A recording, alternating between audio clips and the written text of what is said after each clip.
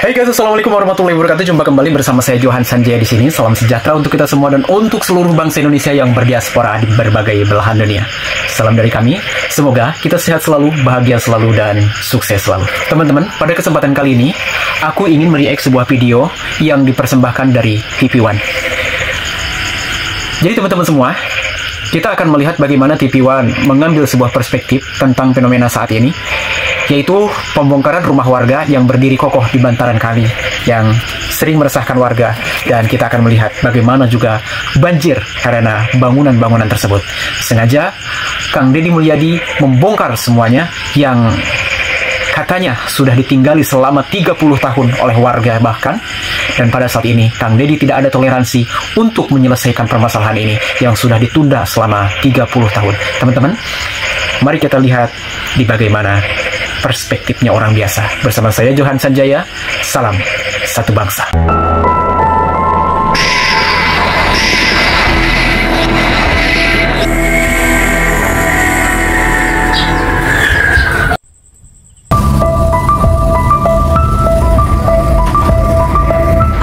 Jawa Barat Deddy Mulyadi memimpin pembongkaran sejumlah bangunan liar di sepanjang bantaran aliran sungai Tambun Utara. Pembongkaran ini dilakukan untuk menormalisasi sungai atau mengembalikan fungsi sungai sebagai aliran air. Berbagai personel dikerahkan, termasuk juga eskavator, dan kita akan melihat bagaimana proses ini sedang berjalan. Kita temukan faktanya.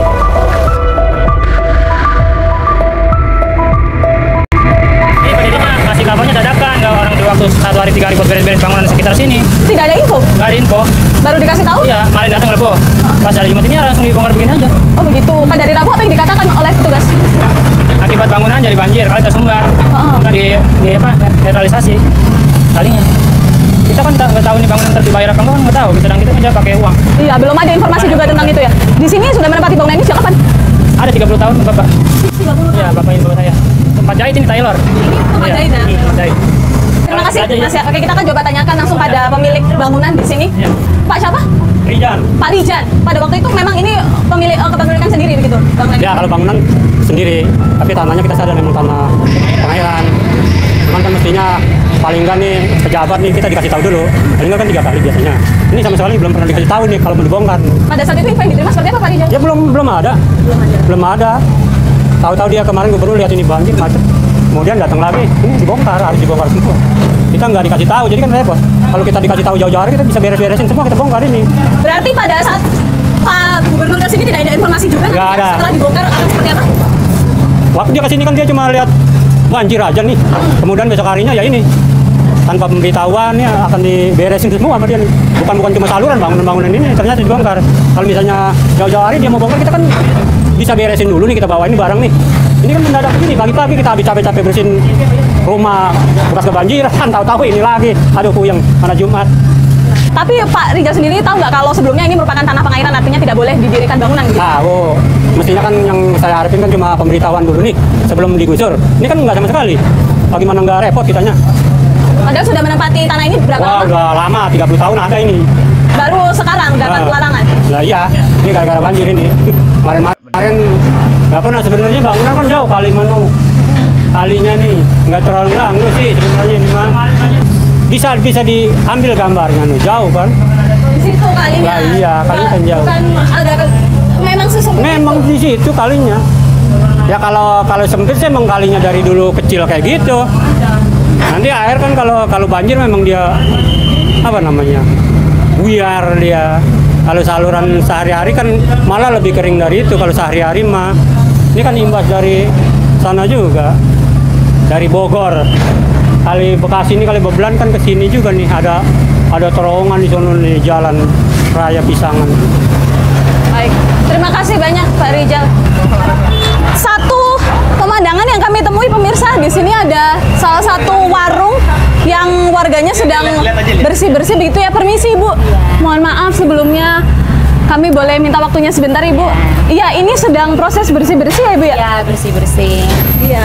Karena kemarin kena kebanjiran Bu. Terus kemarin kena kebanjiran sampai belasan juta. Terus sampai sekarang bongkar-bongkar ini. Kalau nggak ada saudara, saya siapa? Di sini sudah menempati tempat ini sejak kapan Ibu? Udah 2019.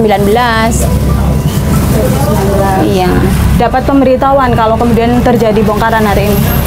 Ya tapi kan nggak ketemu sampai berapa, lihat-lihat kontrakan kan nggak ketemu. Terus full semua Madura kan Bude. Terus sekarang tadi malam langsung desa-desa gitu, kemas-kemas. Saya punya lagi bocah kecil nangis baik. Sampai kebanjiran kemarin, iya. Sampai 3 karung belasan juta saya kemarin. Kalau ingat barangnya. Apa yang ingin disampaikan itu?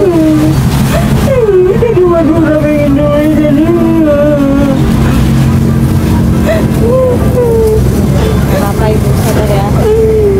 Terus ada kebongkaran, kalau nggak ada saudara ini siapa saya?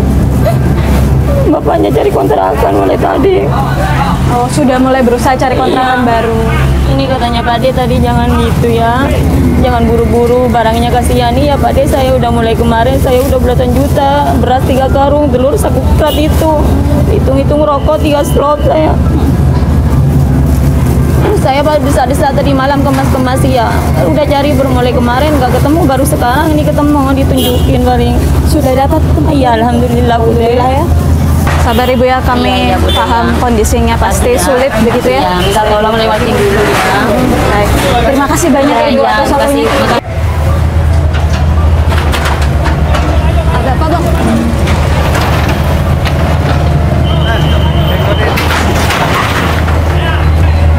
Bangunan yang tadi baru saja kami masuki, baru saja kami wawancara pemiliknya, saat ini telah hancur.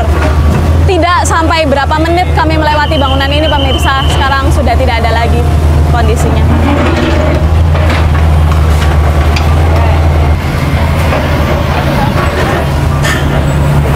Satu yang kami dapatkan dari wawancara kepada sejumlah warga yang ada di sini, mereka semuanya sama-sama tidak mengetahui informasi ini sebelumnya, atau informasi ini disampaikan secara mendadak, sehingga para warga penghuni yang ada di bantaran ini tidak bisa melakukan persiapan dengan baik begitu. Karena pada hari ini pembongkaran ini dilakukan bagi mereka ini secara mendadak. Kalau tadi kami juga berbincang begitu ya, ada warga yang puluhan tahun tinggal di sini, ada juga yang sekitar 5 tahun tinggal di sini sejak 2019, sekitar 6 tahun tinggal di sini, dan kesemuanya ini sama-sama mengetahui bahwa mereka salah berada di sini, mereka salah memiliki bangunan di sini karena ini merupakan bantaran sungai, ini merupakan pinggiran kali yang seharusnya tidak dibangun bangunan begitu. Akan tetapi mereka butuh waktu untuk pindah, mereka juga butuh waktu untuk menemukan tempat baru. Ya, di belakang saya pemirsa, pembongkaran masih tengah terjadi. Eskavator ini masih berusaha, atau alat berat ini masih berusaha untuk meruntuhkan tembok yang ada di sini.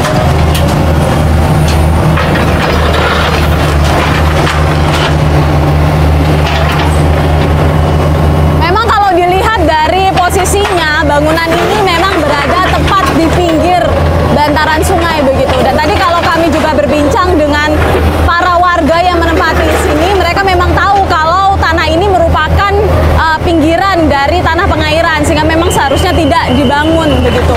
Namun mereka telah puluhan tahun tinggal di sini, sekitar 30 tahun memiliki usaha di sini, dan mereka butuh waktu untuk pindah. Ya Pak. Dengan Pak siapa? Diki. Pak Diki ya? Iya. Ya Pak Diki, boleh ke sini sebentar Pak? Iya. Iya, bisa ke sini Pak. Proses penggusuran pada hari ini dilakukan sejak kapan nih Pak?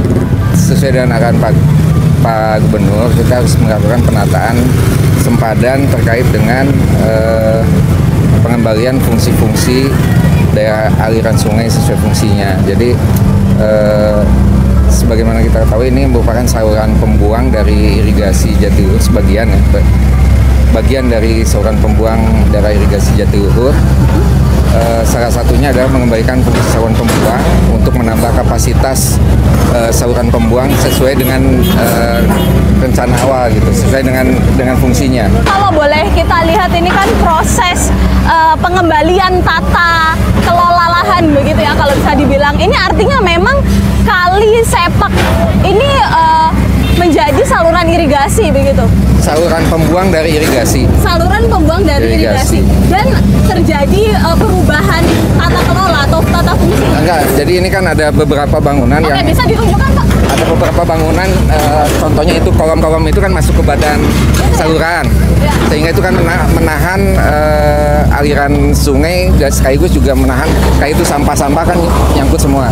Nah itu kan otomatis akan mengurangi kapasitas dari saluran pembuang yang dampaknya tentu saja banjir gitu ya. Jadi ini bisa merupakan salah satu penyumbang kejadian banjir mungkin di kawasan ini, sehingga perlu ada penertiban kaitan dengan pengembalian fungsi saluran irigasi, pembuang irigasi. Oh, menjadi berarti ini artinya upaya pencegahan begitu ya?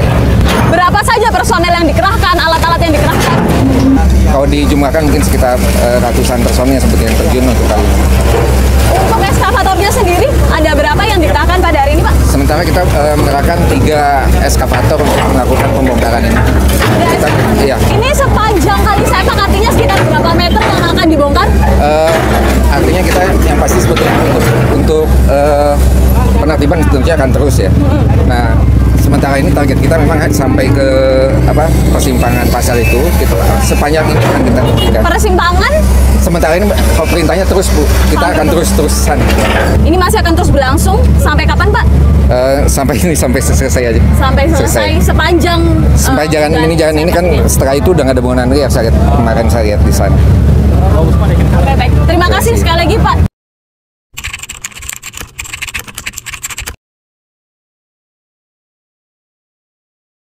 Toko kecil lah gitu ya, rolling door, jadi ambruk ke sana semuanya. Ya, katanya sih yang lihat tuh ini jadi keseret, ini keseret sama balok gitu, ada balok yang dari arah sana, jadi keseret rolling door. Saya sambung dengan bagaimana video lainnya, yaitu bagaimana orang kampung itu mendapatkan masalah ya. Nah itulah kita harus lihat juga teman-teman. Buat gitu aja sama anak-anak. Ya tapi ya udahlah gitu, udahlah deh, udah ayo semangat saya gitu aja ke anak-anak. Biasanya kalau melihat sebelumnya Bu ya, proses membersihkan ini memakan waktu berapa lama kira-kira? Sampai 2 bulan. 2 bulanan. Bu Neni, ini kan kami juga mendengar informasi gitu ya dari BMKG dan lain sebagainya menyatakan kalau tanggal 20 itu yang saya takutin, bener nggak sih Mbak? Gitu. Dapat sosialisasinya? Nggak ada apa-apa, nggak ada info apa-apa ya tanggal 20 itu. Katanya mau banjir. Iya, cuman gitu, nggak sosialisasinya ininya kan nggak ada. Cuman gitu aja. Waspada tanggal 20 gitu aja lah, kita mau bagaimana. Saya sementara ngontrak di atas, kampung atas. Apa yang Ibu pikirkan kalau seandainya terjadi lagi banjir ini tanggal 20 nanti? Lillahi ta'ala aja. Itu aja. Nggak kebayang. Lillahi ta'ala aja tuh.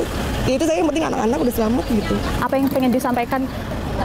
Tolong diperhatiin aja gitu. Mungkin semua sama ya, semua sama. Ya nunggu giliran aja gitu aja. Tolong dilihat gitu. Itu aja. Terima kasih banyak. Iya sama-sama. Nuhun ya. Semoga dapat segera selesai begitu ya. Iya. Makasih.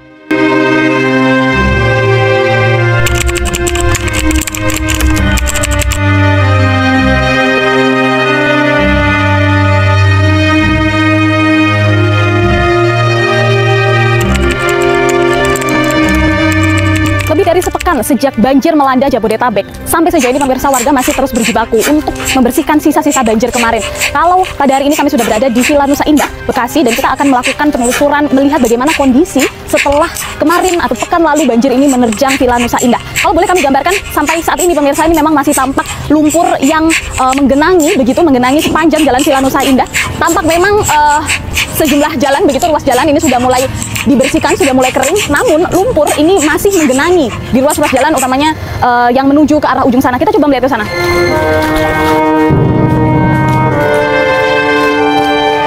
Tepatnya di Blok Y, jalan masih dipenuhi oleh lumpur yang cukup tebal. Kami melihat para warga ini masih tampak kesulitan melewati jalan ini, dan kalau kita lihat memang konsistensi lumpur ini masih cukup tebal ya. Artinya ini memang belum ada proses penyemprotan di sekitar jalan sini karena lumpur masih cukup tebal begitu dan belum selesai untuk dibersihkan baik oleh warga maupun oleh para petugas.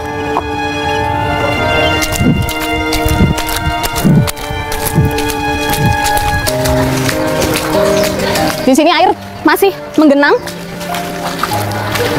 Anda dapat melihat genangannya ini cukup dalam begitu ya. Dan artinya tidak hanya lumpur saja yang jadi masalah warga saat ini, tapi juga sampah yang juga masih berantakan atau masih banyak berada di sini. Ini salah satunya adalah rumah di Villa Nusa Indah. Akses jalan saja menuju ke rumah, pemirsa, ini cukup. Kosnya di sini. Bapak kan kita mau ulat. Tapi saya masih cucunya almarhum. Ya jangan dong. Emak saya masih tinggal di sini. Iya. Artinya gini loh. Kan kemarin ada 4 orang sebagai ahli waris, ya kan? Yang tinggal di sini.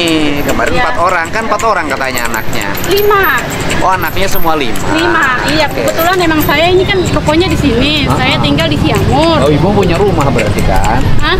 Jadi ini mana? Enggak, saya ruko. Saya minta kompensasi uang bangunannya, Pak, gitu. Iya, nanti dimasukin. Tadi saya udah ngomong sama Pak RW. Iya. Sekarang yang isi Bapak pindahnya kemana? Yang Bapak ininya? Belum ketahuan, Pak. Belum ketemu si Bapaknya, ada nggak? Enggak. Kemana ya? Tadi pingsan. Kecapean nggak pingsan. Memang saya. Emang sakit? Emang sebelumnya habis pulang dari rumah sakit. Oh, udah sakit sebelumnya. Iya. Oh, tadi pingsan. Iya, kemarin. Sekarang di mana? Di Tambun, daerah Oh, pingsan Tambun. bukan karena dibongkar, bukan? Ya, mungkin Enggak, pikiran Pak, juga jadi ada, dia Pak. pingsan tadi ada masalah sedikit. Masalahnya apa? Jadi bukan masalah ini, bukan. Jadi masalah apa? dia naruh barang di tempat orang sama tukang ayam nggak nerima barang taruh di situ. Jadi berantemnya bukan masalah ini. Bukan masalah dibongkar. Bukan. Si bapaknya sekarang di mana? Ya di rumah dia pingsan-pingsan, jadi dia pusing ya mikirin ponakannya ribut gitu, Pak. Ponakannya ribut kenapa sih? Itu tadi saya ceritain itu tadi. Apa? Jadi masalah naruh tempat sama tukang ayam, jadi bukan masalah ribut ini, bukan. Artinya urusan internal keluarga. Iya. Karena urusan tempat ini rebutan juga saya lihat. Enggak. Oh, itu urusan bukan urusan rumah. Jadi dia naruh barang nih di tempat tukang ayam. Tukang ayamnya Enggak, saya kan mau ketemu sekarang, mau ngurusin dia hari ini mau kontrak di mana. Kan saya harus urusin. Nah, itu nih, bapak lu suruh kemari, bapak lu. Ada istrinya kok. Apa ini? Ini apa ini, pagar apa? Ini pagar pembatas, Pak. Desa Sri Satya Mekar di sana. Oh. Emang harus dibatasin? Ya, tahu deh. Perumahan ini punya perumahan, Pak.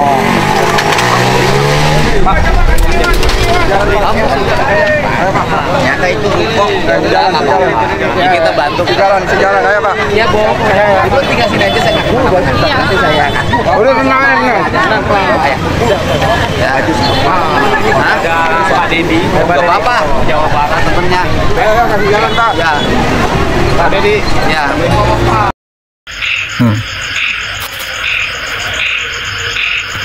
Ya, seperti itulah lebih kurang. Sangat menderita, bukan? Dan itu terjadi setiap 5 tahun sekali minimal. Sedangkan untuk pembersihan sampai 2 bulan katanya. Bagaimana jika tidak diambil tindakan? Sementara ini kemana selama ini gitu para pemerintah itu? Tidak ditanggulangi banjir, ini juga salah. Ditanggulangi dengan kita akan saksikan saja sampai selesai ya. Salah. Tapi saya mendukung bersama dan lihat juga dengan komentar-komentarnya yang saya sediakan di sini. Semoga itu bisa membantu. Anda bisa menonton secara langsung. Saya akan kasih juga linknya di kolom deskripsi. Silakan untuk diperbincangkan dan silakan untuk dijadikan sebuah bahan evaluasi kita bersama. Kita memang tidak boleh diam. Ketika umat muslim ini diberikan dengan satu masalah, maka kita harus menyelesaikan dengan tangan kita. Ini di sini masalah kita itu. Ini masalah yang lebih konkret, bukan masalah-masalah yang lebih kepada spiritual yang setiap orang itu bisa saja mengambil cara spiritual yang berbeda. Tetapi kalau untuk kebersamaan, untuk keamanan, itu harus dipegang bersama-sama. Sayangnya bangsa kita lebih percaya kepada orang-orang yang apabila berbeda cara pandang terhadap sebuah peribadatan jadi ramai gitu. Misalnya ada yang kunut, satu yang nggak pakai, ramai gitu. Nah itu biasanya teman-teman. Nah oleh karena itu aku ingin mencoba semuanya agar kita ini menjadi lebih selektif dalam memperbincangkan sesuatu. Satu hal ini yang lebih berarti, yaitu lebih berhak untuk kita semua dalam menentukan, karena ini akan mengambil efek secara keseluruhan. Jadi ini seperti efek domino teman-teman. Jika sekarang kita tidak menanggulangi permasalahan ini, yaitu hutannya gundul, di bawahannya penuh dengan bangunan, maka itu akibatnya akan banjir. Dan selain itu juga bumi ini akan kekurangan oksigen, teman-teman. Kalau bumi ini sudah kekurangan oksigen, maka bagaimana jadinya? Mungkin kita akan kembali ke 8.000 tahun yang lalu, yaitu atau sekitar itulah ya, saya pun tak tahu tepatnya. Tapi menurut dalam sebuah kisah para filosof terdahulu, terutama filosof Indonesia juga ya, yang berasal dari Sunda, dari Jawa, bahwa setiap 8.000 tahun sekali itu ada satu fenomena, yaitu fenomena kehancuran, di mana seluruh umat manusia itu bisa saja musnah, kecuali orang-orang yang memiliki kepintaran lebih, yang memiliki kesadaran lebih. Di situ mereka akan bertahan dan mempertahankan manusia. Mungkin kita ini adalah keturunan makhluk-makhluk yang bisa kita sebut Homo erectus gitu, Homo sapien, dan kita yang Homo sapien ini kan. Nah gitu ya teman-teman, saya pun hanya ingin mengajak kepada teman-teman agar ayo jaga sama kita semua, dan kita tidak boleh menyalahkan siapapun. Yang pasti kita harus terus berjuang. Ya, dengan cara-cara termudah sih, yaitu cara kita mengolah sampah di rumah. Sampah yang plastik diasingkan, yang organik juga diasingkan gitu. Sampah kertas diasingkan, sampah yang non kertas juga disampingkan. Ya, kertas sih masih agak mending ya. Kalau kena tanah, kalau kena air, dia bisa lagi menyatu dengan alam karena memang dia berasal dari kayu. Tapi kalau untuk plastik itu sangat susah ya, bahkan bisa ratusan tahun bertahan di bumi ini. Dan itu mengerikan. Bisa-bisa 1000 tahun yang akan datang bumi ini akan menjadi planet sampah. Kan itu mengerikan. Kenapa saya bilang begitu? Apakah harus? Kalau menurut aku harus ya, karena bumi ini dititipkan kepada manusia itu untuk memberikan generasi penerus. Jika hari ini ada kita makan hari ini, ada orang yang sudah meninggalkannya dulu untuk kita. Maka hari ini kita harus menjamin keselamatan orang-orang yang akan datang. Sampai pada akhirnya manusia tidak bisa menjaga lingkungannya, tidak bisa menjaga keturunannya, maka di situ mungkin bumi pun akan hancur kembali dan mungkin akan direset ulang sehingga menjadi bumi yang baru dengan penduduk yang baru. Ya sebenarnya sih kemungkinan yang seperti itulah yang akan terjadi ya. Oke, mungkin segitu dulu. Saya Johan Sanjaya bersama seluruh kerabat kerja yang bertugas di sini mengucapkan salam sejahtera, sehat selalu, bahagia selalu, dan salam satu bangsa. Sampai jumpa. Bye-bye.